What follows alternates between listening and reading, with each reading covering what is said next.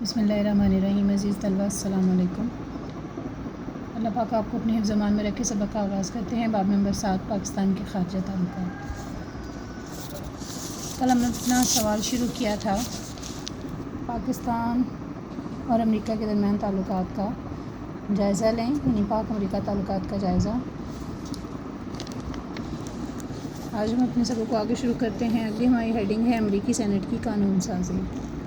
1985 میں امریکی سینٹ نے ایک قانون کی منظوری دی جس کے تحت طے پایا کہ ایٹمی ہتھیار بنانے والے ممالک کی امداد بند کر دی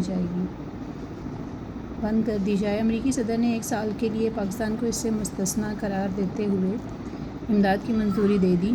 پاکستان کو بعد میں بھی اس ترمیم سے مستثنی قرار دیا جاتا رہا اور سال بہ سال امداد ملتی رہی۔ اکتوبر 1985 میں جنرل ضیاء الحق نے اقوام متحدہ کی 40ویں سالگرہ کی تقریب میں شرکت کے لیے نیو یارک گئے تو امریکی صدر سے بھی ملاقات ہوئی۔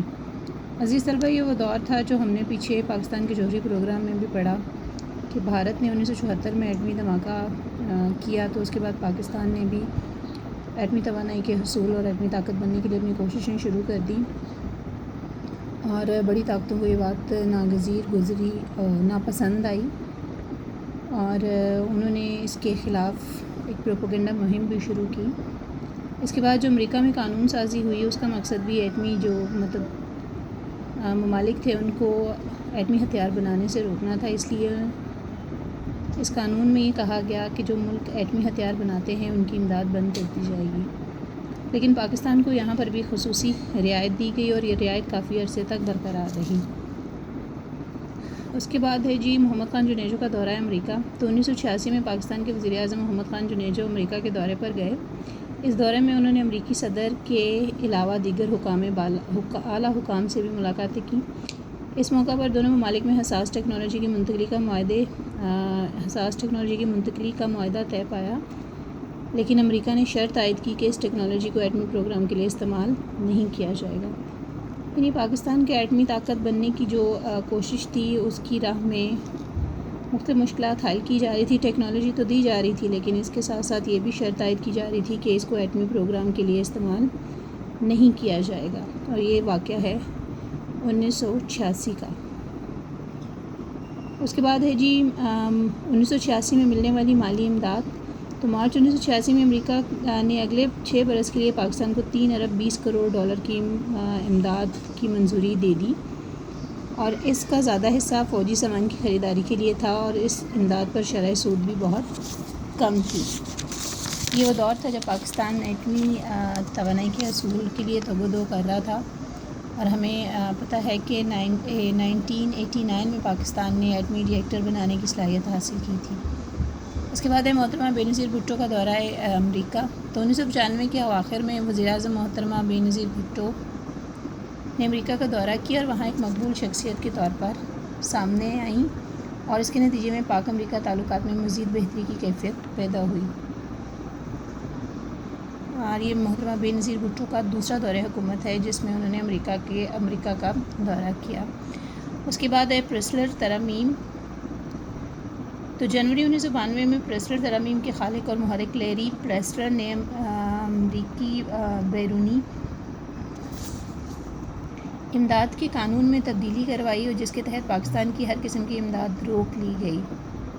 اس ترمیم نے پاکستان کو ایٹمی ہتھیاروں کے پھیلاؤ کو روکنے کے لیے کہا گیا تھا، تاہم چند ماہ بعد بش انتظامیہ نے پاکستان کو 30 کروڑ ڈالر کا اسلحہ فروخت کرنے کی اجازت دی، اور پاکستان کی اقتصادی امداد پر سے پابندی جزوی طور پر اٹھا لی گئی۔ یعنی یہ تمام جو رکاوٹیں کھڑی کی جا رہی تھی وہ صرف اس کی بنیادی وجہ یہ تھی کہ پاکستان ایٹمی ہتھیار بنانے میں کامیاب نہ ہو جائے اور پاکستان میں بننے والے ایٹمی ہتھیاروں کے پھیلاؤ کو روکا جا سکے، پاکستان ایٹمی طاقت نہ بنے۔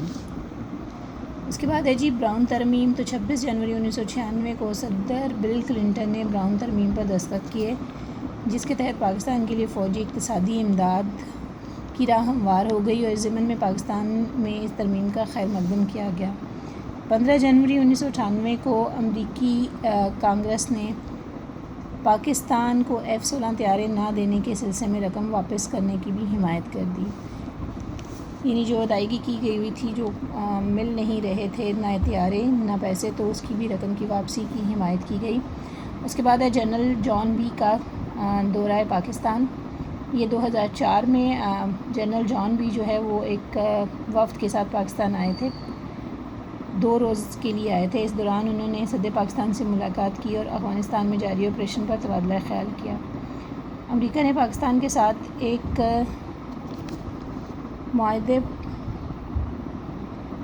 معاہدہ کیا جس کے تحت امریکہ پاکستان کو $270 ملین کی امداد دے گا، جو مختلف ترقیاتی کاموں پر خرچ ہوگی۔ اس کے پیچھے وہ زمانہ گزرا ہے جب پاکستان نے بھارت کے ایٹمی دھماکوں کے جواب میں 28 مئی 1998 کو 7 دھماکے کیے تھے۔ تو اس سے پہلے صدر بل کلنٹن ہی تھے جس کا حکومت پاکستان پر دباؤ تھا کہ وہ بھارتی دھماکوں کا جواب نہیں دیں گے، لیکن قومی غیرت کا تقاضا تھا کہ بھارت کو منہ توڑ جواب دیا جائے۔ اس جواب کے دینے کی وجہ سے، یعنی ان دھماکوں کی وجہ سے پاکستان کی اقتصادی امداد بند کر دی گئی تھی اور پاکستان کو بہت سی مشکلات کا سامنا جو ہے وہ کرنا پڑا۔ اس کے بعد جنرل جان بھی آئے تو تعلقات میں پھر ایک تبدیلی آئی۔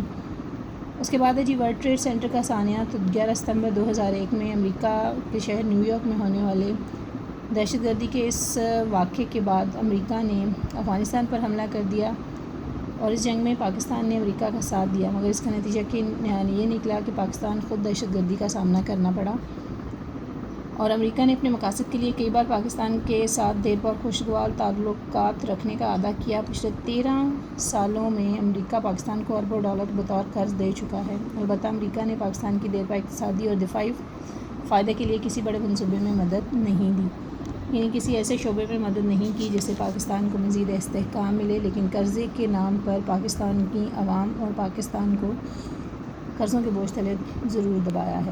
عزیز طلباء، آج کا سبق یہیں تھا کہ انشاءاللہ کل نئے سبق کے ساتھ حاضر ہوں گے۔ اللہ حافظ۔